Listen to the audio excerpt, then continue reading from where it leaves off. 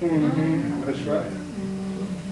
So when the evidence came, this man, a European man, that's why I like Sheikh Anta Diop, because he says in Civilization of Barbarism that not only you have Egyptologists who were people who wanted to bring their own Caucasoid superiority ideology in it, but he said that alongside them you had a few Egyptologists of goodwill who spoke the truth about what they found. So that this guy is one of those, Charles Hapgood is one of those good white folks who are honest, that when they come, you know, face to face with evidence, scientific evidence, they don't want to hide it. Then they want to give their own slant on it. You know, being Europeans, you know, they really can't come out, you know, outright and say we've been lying. Right. You know, we've been misleading the whole world. That's right. Right. But they may put it, as he put in the question, he said, look, I have come face to face with evidence that suggests that somebody mapped the world during a time so way back that we don't even know when it was. But it was a time when, in fact, ice age has not happened yet. That there was no ice in the North Pole or in the South Pole. Somebody mapped the earth. And not only somebody mapped the earth, the technology they used to map the earth was so advanced that we didn't discover it until the 19th century, in the 1800s of our era. And it was so accurate, the mapping of this earth, that they map even details of little islands that you find on the coast that you can't find it on maps we have today. Right. So when he discovered that, he put it in a book. And that's all the reference, so I went and got the book. And some of my brothers and sisters in our class, they have the book already. Maps of the Ancient Sea King, Charles Hapgood. And so when I saw that, I included some of this evidence in my book that isn't out yet, Zeptec. And so this is one of the books. Another little book that I discovered that speaks on this technology that really I'm getting into, because my elders have written about our history so much so that I don't think there's anything new for me to write on it. So I'm going beyond that. A little book, The Secret History of Ancient Egypt. A little booklet. Who's that by? This one is by Herbie Brennan. Well, from the name, you know, he's a Jew guy, a Jewish guy, white Jewish guy. Herbie Brennan. Spell the last name, please. B-R-E-N-N-A-N. Brennan, Herbie. You can, and they're selling it also where you got this, I think, Barnes and Noble, or please don't go to Barnes and Noble. Tell one of our brothers here to buy it so you can buy it from them. That's right. The Secret History of Ancient Egypt.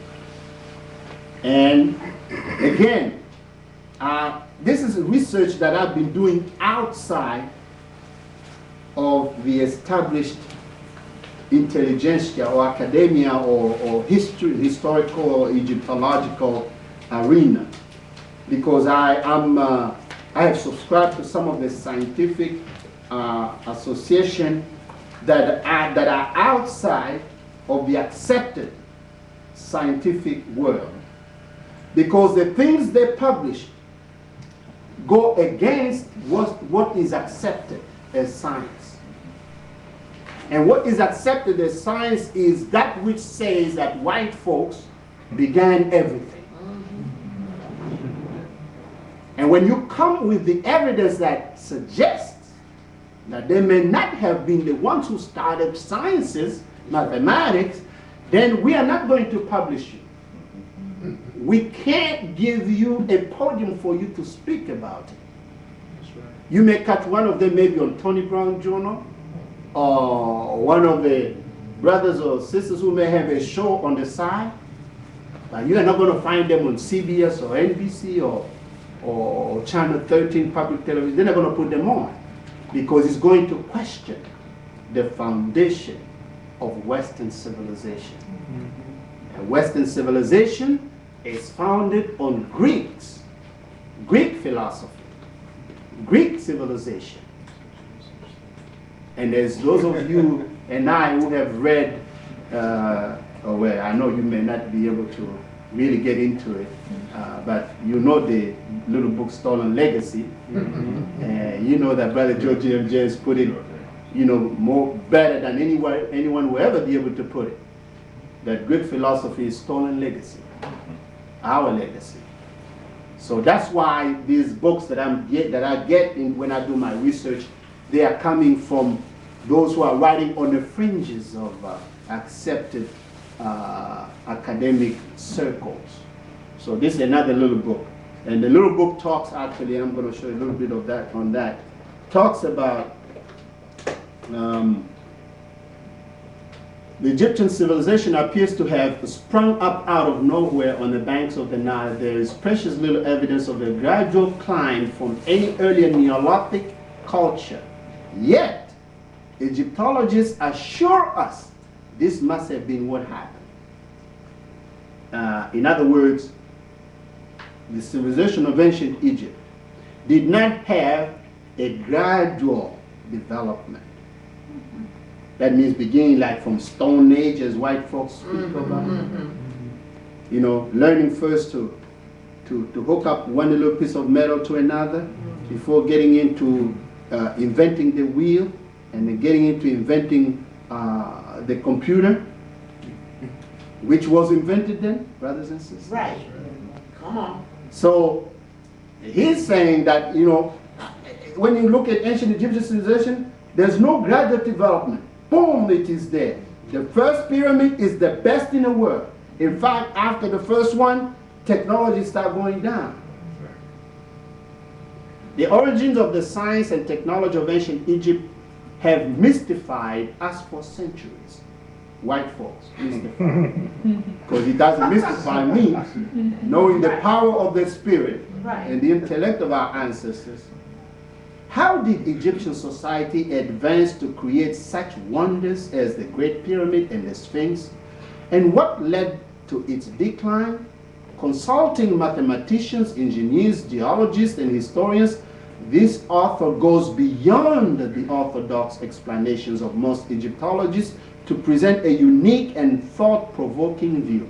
His research reveals the existence of a technologically sophisticated civilization, with evidence that the Sphinx is at least 5,000 years older than commonly believed, as well as intriguing new ideas about the origins of the pyramids, with detailed information on Egypt's advancements in electricity and other power sources. Of course. This fascinating document finally answers our questions about one of the world's most enigmatic cultures.